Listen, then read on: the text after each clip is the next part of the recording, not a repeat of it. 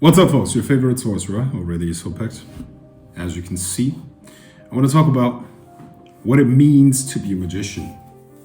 What does it actually mean? Because I don't see people talk about that as much as they should. What does it actually mean to be a magician? Now, why people do this stuff or why people are interested in this should be clear, right? Because magic gives you the opportunity to create things and take control over things that are usually out of your control. All right? Now, this is great, but being a magician is something completely different.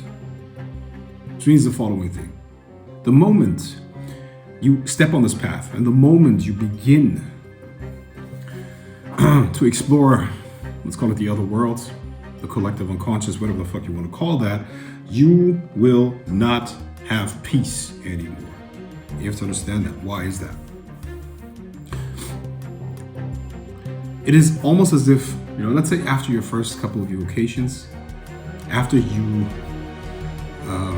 changed the objective world by changes through your subjective unconscious mind and your connection to it, using entities, various energies, you have to understand that now you have opened something up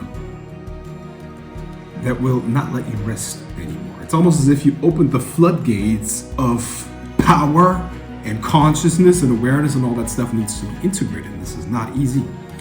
In fact, it is a never-ending battle, because between chaos and you bringing order to the chaos.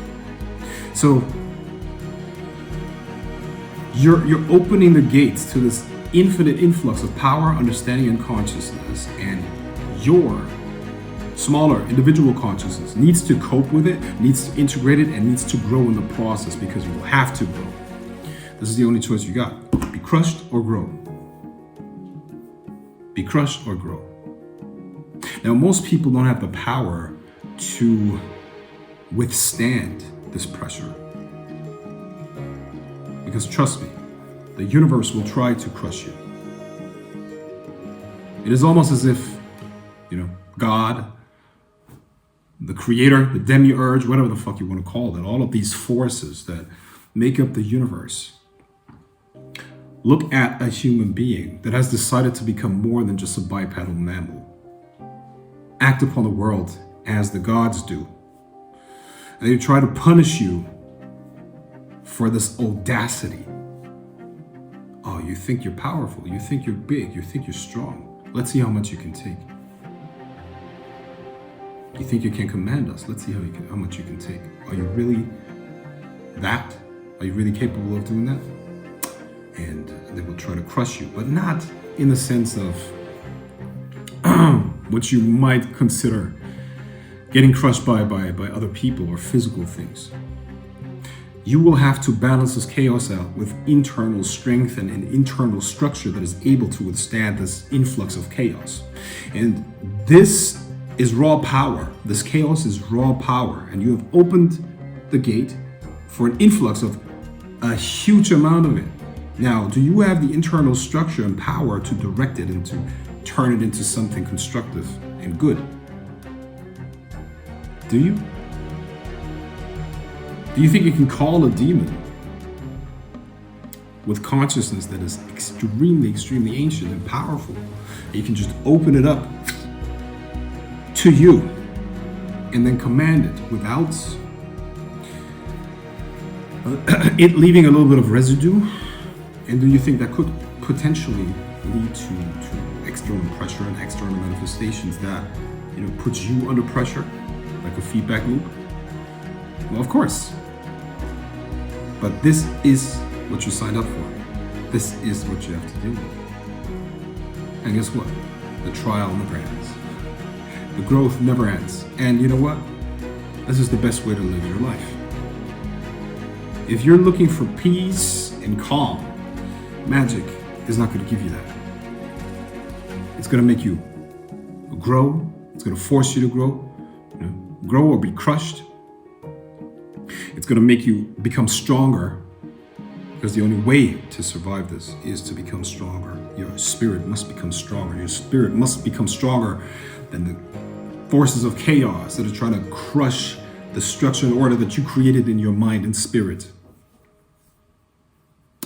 And just like a person that exposes themselves to the pain and accepts the challenge will grow stronger and will grow past the battles into something greater. You will do that too. But with each new step and new evolutionary iteration that is more stronger than the one before, stronger opponents are going to appear. This is like a video game that never ends, you know. There's no end boss.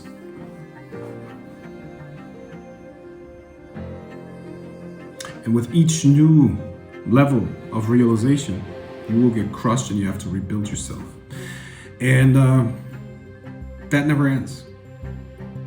So, this is what it means to be a magician. Please understand that. Being a magician means, yes, you can do great things. You can get this and that and this and that. Because it's an extension of you. Your power grows. Of course you can do more, but with that, pressure builds up too.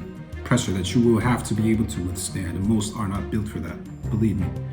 Most are not built for that. Most do not have the psychological resilience to deal with it.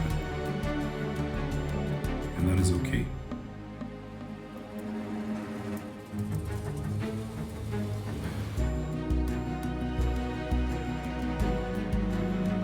So you must find ways to connect to greater things that allow you to withstand that pressure. But that is not worship of another being or another God. It means that you must connect to a source that can actually withstand it. A source that can survive while the rest of the old self gets incinerated and crushed. That is only your higher self, your daemon, or whatever you want to call it. That thing is the only thing that can withstand that. Because it is not of this world, never was of this world, and never will be of this world. It's not even of the spirit world, so to speak, or the lower spirit world. It is eternal. Now, unless you connect to that, you will get crushed. Yourself will get crushed with the lower selves that will be transformed, incinerated, and reborn like a phoenix on this journey. That's the only thing that can withstand it. And that's the only thing that you are. Now, some people think that that is really the goal. The realization of that is really the goal of Magick. I disagree. I disagree. I believe that is the first step. And after that, it is about creating a vessel for evolutionary processes that will take place in a completely different reality frame, different from here. But that maybe leads a little bit too far. But for now, know that if you step on this path, you better get ready for war. You better stay ready for war.